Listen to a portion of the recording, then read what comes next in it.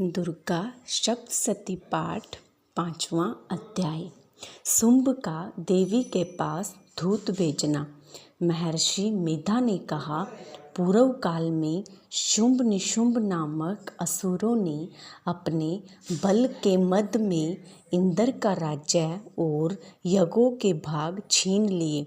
वह दोनों इसी प्रकार सूर्य, चंद्रमा, धर्मराज और वरुण के अधिकार भी छीन कर स्वयं ही उनका उपयोग करने लगे। वायु और अग्नि का कार्य भी वही करने लगे। इसके पश्चात उन्होंने जिन देवताओं का राज्य छीना था उनको अपने अपने स्थान से निकाल दिया।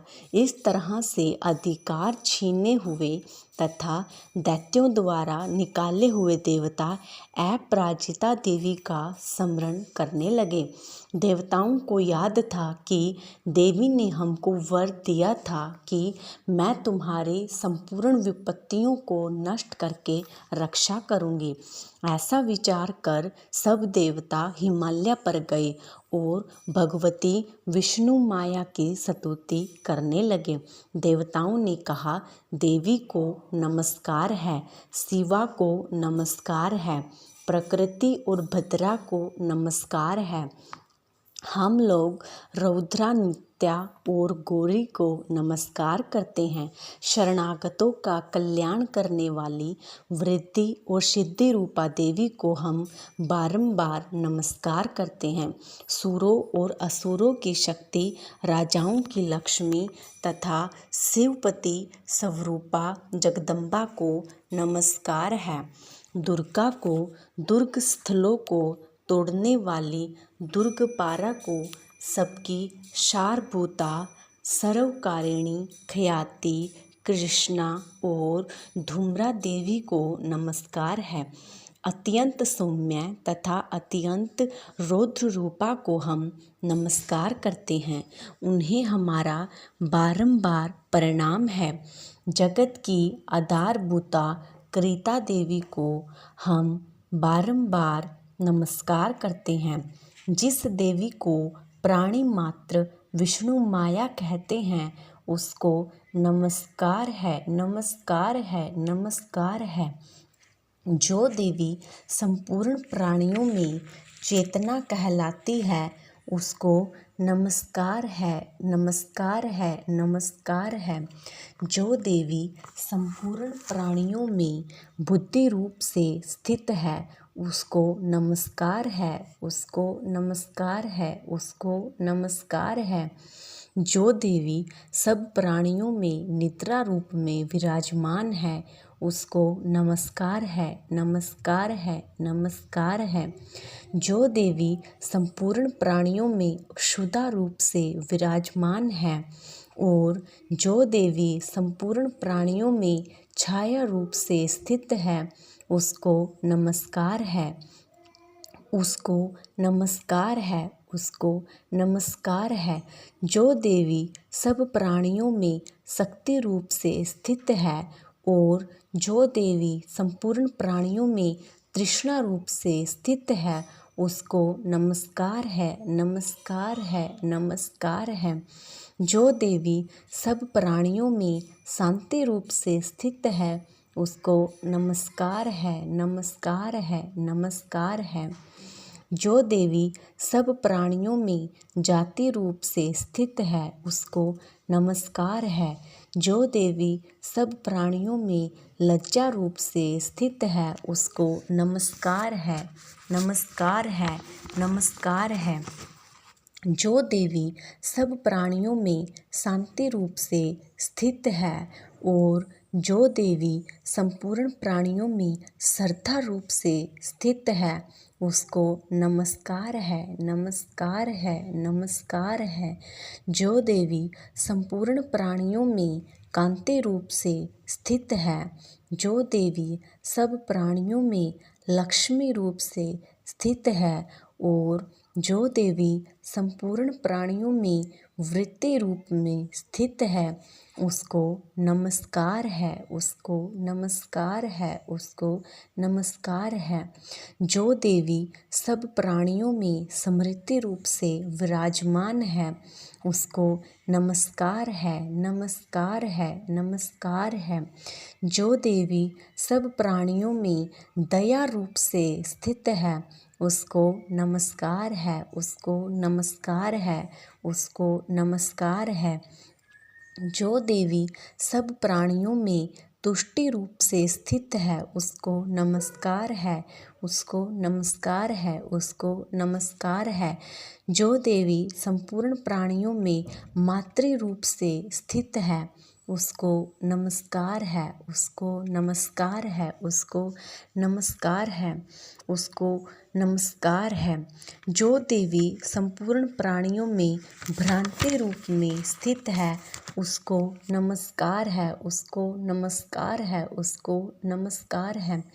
जो देवी संपूर्ण प्राणियों में नित्य व्यापत रहती है और जो देवी चैतन्य रूप से इस संपूर्ण संसार को व्यापत करके स्थित है उसको नमस्कार है, उसको नमस्कार है, उसको नमस्कार है। पूर्व काल में देवताओं ने अपने अभीष्ट फल पाने के लिए जिसकी स्तुति की है और देवराज इंद्र ने बहुत दिनों तक जिसकी सेवा की है वह कल्याण की साधना भूता ईश्वरी हमारा कल्याण और मंगल करे तथा हमारी सारी विपत्तियों को नष्ट कर डाले। असुरों के सताए हुए हम सभी देवता उस परमेश्वरी को नमस्कार करते हैं जो भक्तिपूर्वक स्मरण किए जाने पर तुरंत ही सब विपत्तियों को नष्ट कर देती है। वह जगदम्बा इस समय भी हमारा मंगल करके हमारी समस्त विपत्तियों को दूर करे। महर्षि मेधा ने कहा, हे राजन, इस प्रकार जब देवता स्तुति कर रहे थे उसी समय पार्वती देवी गंगा में स्नान करने के लिए आई। उसी समय उनके शरीर से प्रकट होकर शिवा देवी बोली, शुंभ दैत्य के द्वारा स्वर्ग से निकाले हुए और निशुंभ से हारे हुए यह देवता मेरी ही स्तुति कर रहे हैं। पार्वती के शरीर कोसों से अंबिका निकली थी, इसीलिए उसको संपूर्ण लोक कौशिकी कहते हैं। कौशिकी के प्रकट होने के पश्चात पार्वती देवी के शरीर का रंग काला हो गया और वह हिमालय पर रहने वाली कालिका देवी के नाम से प्रसिद्ध हुई।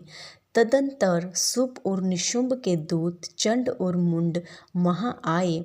उन्होंने परम मनोहर रूप वाली अंबिका देवी को देखा। चंड और मुंड शुंभ के पास जाकर बोले, महाराज, एक अत्यंत सुंदर स्त्री हिमालय को प्रकाशित कर रही है। वैसा रंग रूप आज तक हमने किसी स्त्री में नहीं देखा। हे असुरेश्वर, आप यह पता लगाएं कि वह कौन है और उसको ग्रहण कर लें। वह स्त्री स्त्रियों में रतन है। वह अपनी कांति से 10 दिशाओं को प्रकाशित करती हुई वहाँ स्थित है, इसीलिए आपका उसको देखना उचित है। हे प्रभु, तीनों लोकों के हाथी, घोड़े और मणि इत्यादि जितने रत्न हैं वे सब इस समय आपके घर में शोभायमान हैं। हाथियों में रत्न रूप ऐरावत हाथी और उच्चैश्रवा नामक घोड़ा तो आप इंद्र से ले ही चुके हैं। हंसों से जुता हुआ विमान जो ब्रह्मा जी के पास था वह भी आपके पास है। यह महापद नामक खजाना आपने कुबेर से छीना है। समुद्र ने आपको सदा खिले हुए फूलों की किंचलकिनी नामक माला दी है। वरुण का कंचन की वर्षा करने वाला छत्र आपके पास है। रथों में श्रेष्ठ प्रजापिता का रथ भी आपके पास है। हे दैत्येंद्र, मृत्यु से उत्क्रांतिदा नामक शक्ति भी आपने छीन ली है और वरुण का पाश भी आपके भ्राता निशुंभ के पास ही है। समुद्र में पैदा होने वाले सब प्रकार के रत्न भी आपके भ्राता निशुंभ के अधिकार में हैं और जो अग्नि में ना जल सके ऐसे 2 वस्त्र भी अग्निदेव ने आपको दिए हैं। हे दैत्यराज, इस प्रकार रत्न रूपी सभी वस्तुएं आप संग्रह कर चुके हैं, तो फिर यह कल्याणमयी स्त्रियों में रत्न रूप अनुपम स्त्री आप क्यों नहीं ग्रहण करते।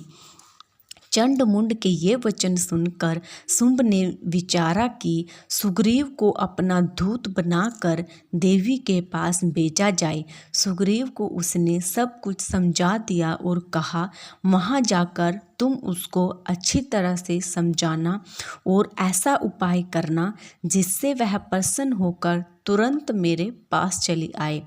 दूत सुग्रीव हिमालय पर्वत के उस रमणीय भाग में पहुंचा जहां देवी रहती थी। दूत ने कहा, हे देवी, दैत्यों का राजा शुंभ जो इस समय तीनों लोकों का स्वामी है, मैं उसका दूत हूँ, यहाँ तुम्हारे पास आया हूँ। संपूर्ण देवता उसकी आज्ञा एक स्वर में मानते हैं। अब जो उसने कहला भेजा है वह सुनो। उसने कहा है, इस समय संपूर्ण त्रिलोकी मेरे वश में है और संपूर्ण यज्ञों के भागों को पृथक पृथक मैं ही लेता हूँ। तीनों लोकों में जितने श्रेष्ठ रत्न हैं वे सब मेरे पास हैं। देवराज इंद्र का वाहन ऐरावत मेरे पास है जो मैंने उससे छीन लिया है। उच्च श्रवा नामक घोड़ा जो क्षीर सागर मंथन करने से प्रकट हुआ था उसे देवताओं ने मुझे समर्पित किया है। हे सुंदरी, इनके अतिरिक्त और भी जो रत्न भूषण व अन्य पदार्थ देवताओं के पास थे वे सब मेरे पास हैं। हे देवी, मैं तुम्हें संसार की स्त्रियों में रत्न मानता हूँ क्योंकि रत्नों का उपभोग करने वाला मैं ही हूँ। अतः हे चंचल कटाक्षों वाले सुंदर, अब यह मैं तुझ पर छोड़ता हूँ कि तू मेरे या मेरे भाई महापराक्रमी निशुंभ की सेवा में आ जाए। यदि मुझे वरेगी तो तुझे अतुल महान ऐश्वर्या की प्राप्ति होगी। अतः तुम अपनी बुद्धि से यह विचार कर मेरे पास चली आओ। महर्षि मेधा ने कहा। दूत के ऐसा कहने पर संपूर्ण जगत की कल्याण करने वाली भगवती दुर्गा मन ही मन मुस्कुराई और इस प्रकार कहने लगी। देवी ने कहा, हे दूत, वह जो कुछ कह रहा है वह सत्य है और इसमें किंचित मात्र भी झूठ नहीं है। शुंभ इस समय तीनों लोगों का स्वामी है और निशुंभ भी महापराक्रमी है, परंतु मैं जो प्रतिज्ञा कर चुकी हूँ उसे मैं कैसे झुठला सकती हूँ। मैंने जो प्रतिज्ञा की है उसे सुन। जो मुझे युद्ध में जीत लेगा और मेरे अभिमान को खंडित करेगा तथा बल में मेरे समान होगा वही मेरा स्वामी होगा। इसीलिए शुंभ अथवा महापराक्रमी निशुंभ यहाँ आवे और युद्ध में जीतकर मुझसे विवाह कर लें। इसमें भला देर की क्या आवश्यकता है।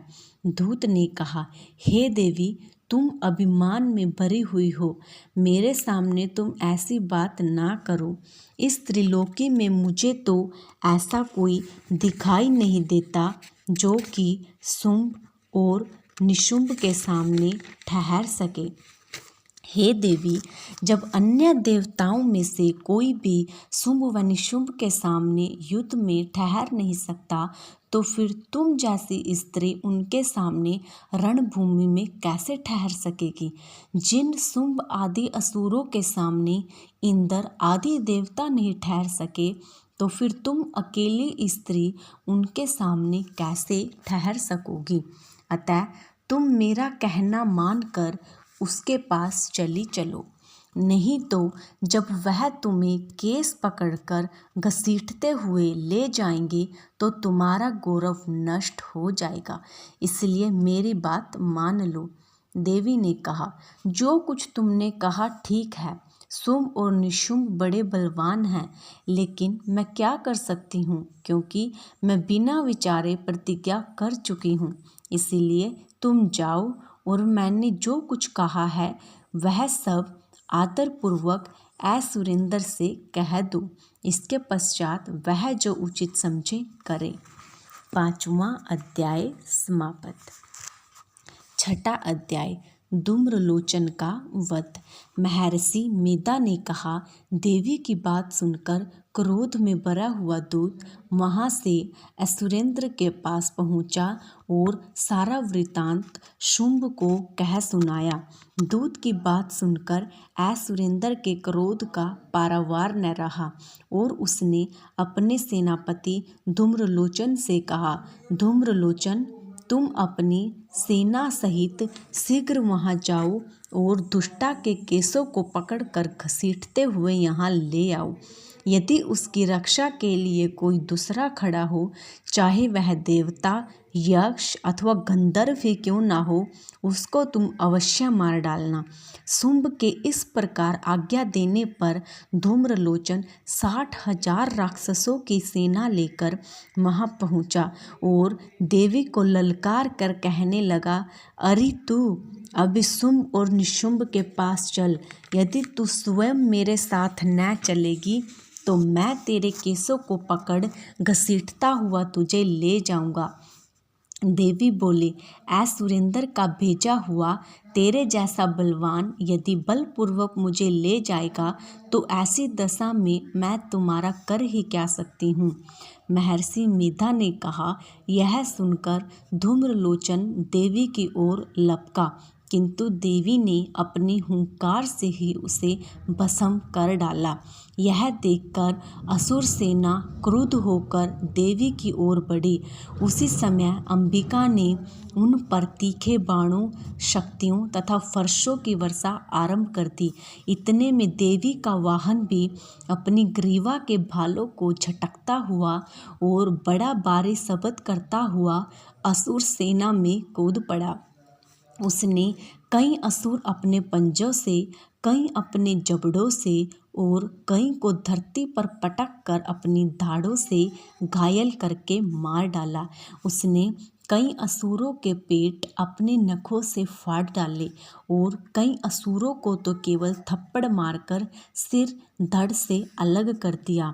अपनी गर्दन के बालों को हिलाते हुए उसने कई असुरों को पकड़कर उनके पेट फाड़ कर उनका रक्त पी डाला।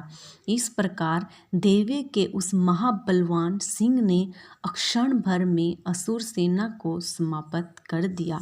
शुंभ ने जब यह सुना कि देवी ने सेनापति धूम्रलोचन को मार डाला और उसके सिंह ने सारी सेना का संहार कर डाला, तब मारे क्रोध के उसके ओठ फड़कने लगे। उसने चंड तथा मुंड नामक महाअसुरों को आज्ञा दी, हे चंड, हे मुंड, तुम अपने साथ एक बड़ी सेना लेकर जाओ और उस देवी के बाल पकड़कर उसे बांध कर तुरंत यहाँ ले आओ।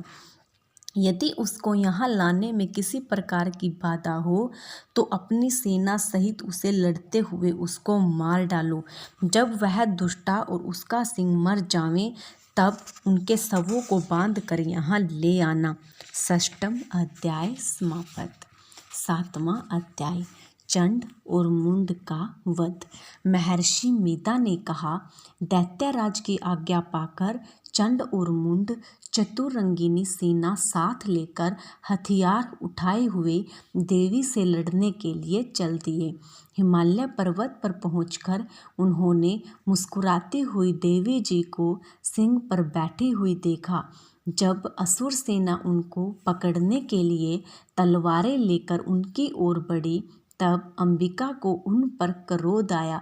मारे क्रोध के उनका मुख काला पड़ गया, उनकी भ्रुकुटियाँ चढ़ गई और उनके ललाट से अत्यंत भयंकर तथा अत्यंत विस्तृत मुख और लाल आँखों वाली काली प्रकट हुई।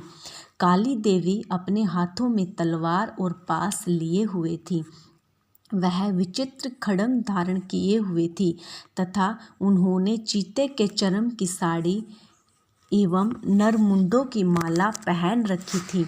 उसका मांस सूखा हुआ था और शरीर केवल हड्डियों का ढांचा था। भयंकर शब्द से वह दिशाओं को कंपायमान कर रही थी। महाविकराल काली असुर सेना पर टूट पड़ी और दैत्यों का भक्षण करने लगी। वह पाशर वृक्षकों, अंकुशधारी महावतों, हाथियों पर सवार योद्धाओं और हाथियों को एक ही हाथ से पकड़ पकड़ कर अपने मुंह में डाल रही थी। इस प्रकार वह घोड़ों, रथों, सारथियों व रथों में बैठे हुए सैनिकों को मुंह में डालकर भयानक रूप से चबा रही थी। वह किसी के केस पकड़कर, किसी की गर्दन पकड़कर, किसी को पैरों से दबाकर और किसी दैत्य को छाती से मसलकर मार रही थी। वह दैत्यों के छोड़े हुए बड़े बड़े अस्त्र शस्त्रों को मुंह में पकड़कर और क्रोध में भरकर उनको दांतों में पीस रही थी। उन्होंने कई बड़े बड़े असुर भक्षण कर डाले, कितनों को रोंद डाला और कितने ही डर के मारे भाग गए। कितनों को उसने तलवार से मार डाला और कितनों को अपने दांतों से समाप्त कर दिया। इस प्रकार देवी ने क्षण भर में संपूर्ण दैत्य सेना को नष्ट कर दिया। यह देख महापराक्रमी चंड काली देवी की ओर लपका और मुंड ने भी देवी पर अपने भयानक बाणों की वर्षा आरंभ कर दी और अपने हजारों चक्र देवी पर छोड़े। उस समय वह चमकते हुए बाण व चक्र देवी के मुख में प्रविष्ट हुए इस प्रकार दिख रहे थे जैसे बहुत से सूर्य मेघों की घटा में प्रविष्ट कर रहे हों। इसके पश्चात भयंकर शब्द के साथ काली ने अत्यंत जोश में भरकर विकट अट्टहास किया। उसका भयंकर मुख देखा नहीं जाता था। उसके मुख में श्वेत दांतों की पंक्ति चमक रही थी। फिर उसने तलवार हाथ में लेकर हूँ शब्द कहकर चंड के ऊपर आक्रमण किया और उसके केस पकड़कर उसका सिर काट कर अलग कर दिया। चंड को मरा देखकर मुंड देवी की ओर लपका, परंतु देवी ने क्रोध में भरकर उसे भी अपनी तलवार से यमलोक पहुंचा दिया। चंड और मुंड को मरा हुआ देखकर उसकी बाकी बची हुई सेना वहां से भाग गई।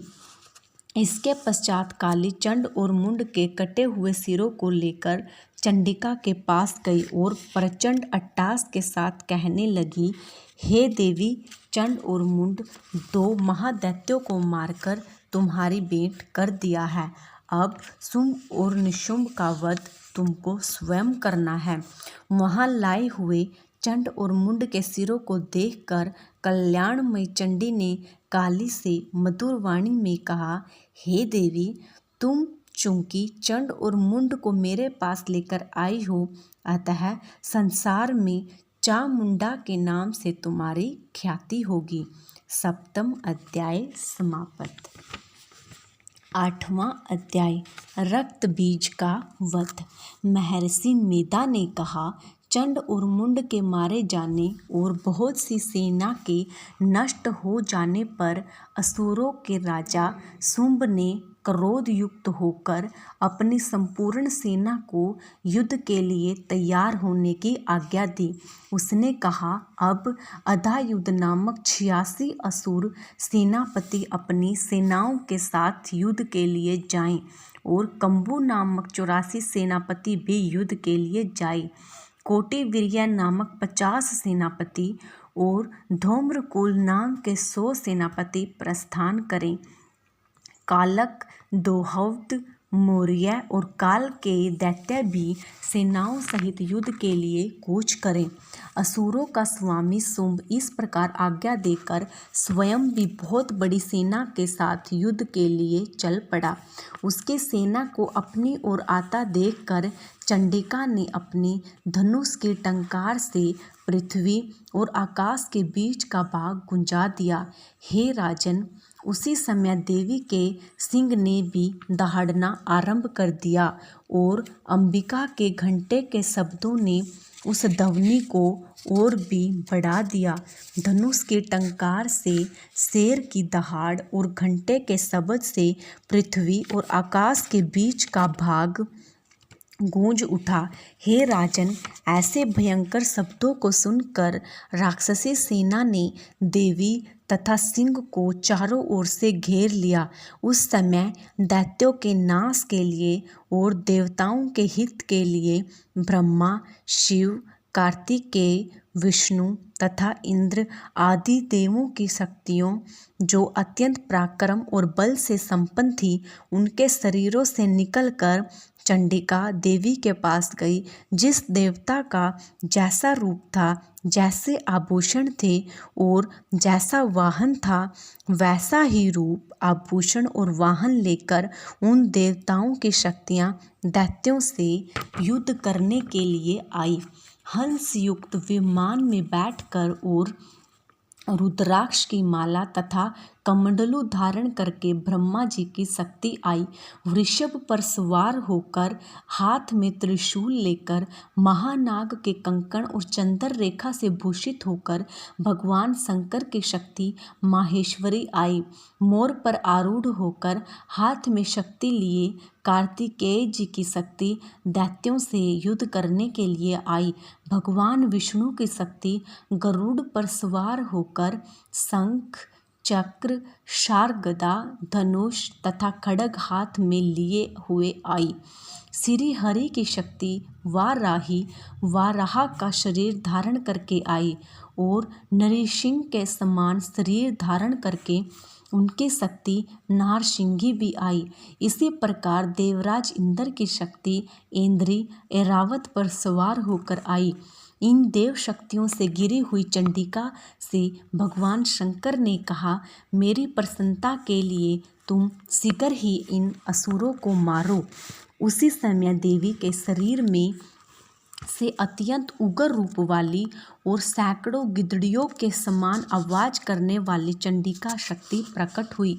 उस अपराजिता देवी ने धूमिल जटा वाले भगवान श्री शंकर जी से कहा, हे प्रभु, आप मेरी ओर से दूत बनकर शुंभ निशुंभ के पास जाइए और उन अत्यंत गर्वीले दैत्यों से कहिए, जो तुम्हें अपने जीवित रहने की इच्छा हो तो त्रिलोकी का राज्य इंद्र को दे दो और देवताओं को उनका यज्ञ भाग मिलना आरंभ हो जाए और तुम पाताल को लौट जाओ। किंतु यदि बल के गर्व से तुम्हारे लड़ने की इच्छा हो तो फिर आ जाओ, तुम्हारे मांस से मेरी योगिनियाँ तृप्त होंगी। भगवान शंकर से देवी का संदेश पाकर उन दैत्यों के क्रोध का कोई आर पार न रहा। जिस स्थान पर देवी विराजमान थी, वहाँ वे पहुँचे और आने के साथ ही देवी पर बाणों और शक्तियों की वर्षा करने लगे। देवी ने उनके फेंके हुए बाणों, शक्तियों, त्रिशूलों और फर्शों को अपने बाणों से काट डाला। काली देवी चंडिका के आगे खड़ी होकर शत्रुओं को त्रिशूल से विदीर्ण करने लगी और खट्वांग से कुचलने लगी। ब्राह्मणी जिस तरफ जाती थी, अपने कमंडलू का जल छिड़क कर दैत्यों के बल को नष्ट कर देती थी। इसी प्रकार माहेश्वरी त्रिशूल से, वैष्णवी चक्कर से और अत्यंत कोप वाली कौमारी शक्ति द्वारा असुरों को मार रही थी। इंद्री के बाजू के प्रहार से सैकड़ों दैत्य रक्त की नदियां बहाते हुए पृथ्वी पर सो गए। वाराही ने कितने ही राक्षसों को अपनी थूथन द्वारा मृत्यु के घाट उतार दिया। दाढ़ों के अग्रभाग से कितने ही राक्षसों की छाती को चीर डाला। और चक्कर की चोट से कितने ही को विदीर्ण करके धरती पर डाल दिया। बड़े बड़े राक्षसों को नरसिंगी अपने नखों से विदीर्ण करके उनका भक्षण कर रही थी और सिंहनाद से चारों दिशाओं को गुंजाती हुई रणभूमि में विचर कर रही थी। शिवदूतों के प्रचंड अट्टहास से कितने ही दैत्य भयभीत होकर पृथ्वी पर गिर पड़े। इस तरह क्रोध में भरे हुए मातृगणों द्वारा नाना प्रकार के उपायों से बड़े बड़े असुरों को मरते देखकर राक्षसी सेना भाग खड़ी हुई। उनको इस प्रकार भागता हुआ देखकर रक्तबीज नामक महापराक्रमी राक्षस क्रोध में भरकर युद्ध के लिए आगे बढ़ा और उसके शरीर से रक्त की जितनी बूंदें पृथ्वी पर गिरती थी, तुरंत वैसे ही शरीर वाले तथा वैसे ही बलवान दैत्य पृथ्वी से उत्पन्न हो जाते थे। रक्तबीज गदा हाथ में लेकर इंद्री के साथ युद्ध करने लगा। जब इंद्री शक्ति ने अपने वज्र से उसको मारा तो घायल होने के कारण उसके शरीर से बहुत सा रक्त बहने लगा और उसकी प्रत्येक बूंद से उसके समान ही बलवान तथा महापराक्रमी अनेकों दैत्य भयंकर रूप से प्रकट हो गए। वे सब के सब दैत्य बीज के समान ही बलवान और तेज वाले थे। वे सभी देवियों से लड़ने लगे। जब इंद्री के वज्र प्रहार से उनके मस्तक पर चोट लगी तो रक्त बहने लगा। तब उसमें से हजारों ही पुरुष उत्पन्न हो गए। वैष्णवी ने चक्कर से और ऐन्द्री ने गदा से रक्त बीज को चोट पहुंचाई। वाराही ने खड्ग से और माहेश्वरी ने त्रिशूल से उसको घायल किया। वैष्णवी के चक्कर से घायल होने पर उसके शरीर से जो रक्त बहा उससे हजारों महाअसुर उत्पन्न हुए। उस महादैत्य के रक्त से उत्पन्न दैत्यों ने मातृशक्तियों पर पृथक पृथक गदा से प्रहार किए। रक्त बीज के रुधिर से उत्पन्न हुए असुरों से संपूर्ण जगत व्याप्त हो गया, जिससे देवताओं को भय हुआ। देवताओं को भयभीत देखकर चंडिका ने काली से कहा, हे चामुंडे, अपने मुख को बड़ा करो और मेरे शस्त्रघात से उत्पन्न हुए रक्त बिंदुओं तथा रक्त बिंदुओं से उत्पन्न हुए सभी असुरों को तुम अपने इस मुख से भक्षण करती जाओ। इस प्रकार रक्त क्षीण होने से यह दैत्य नष्ट हो जाएगा। तुम्हारे भक्षण करने के कारण अन्य दैत्य उत्पन्न नहीं होंगे। काली से इस प्रकार कहकर चंडिका देवी ने रक्त बीज पर अपने त्रिशूल से प्रहार किया और काली देवी ने अपने मुख में उसका भक्षण कर लिया, उसका रक्त अपने मुख में ले लिया। तब रक्त बीज ने गदा से चंडिका पर प्रहार किया। प्रहार से चंडिका को तनिक भी कष्ट ना हुआ, किंतु रक्त बीज के शरीर से बहुत सा रक्त बहने लगा। लेकिन उसके गिरते ही काली ने उसको अपने मुख में ले लिया। काली के मुख में उस रक्त से जो असुर उत्पन्न हुए उनको भी काली ने भक्षण कर लिया और रक्त को पीती गई। तदंतर देवी ने रक्त बीज को बाण, खड्ग तथा वृष्टि आदि से मार डाला। अनेक प्रकार के शस्त्रों से मारा हुआ और खून से वंचित रहा माँ दैत्य रक्त बीज पृथ्वी पर गिर पड़ा।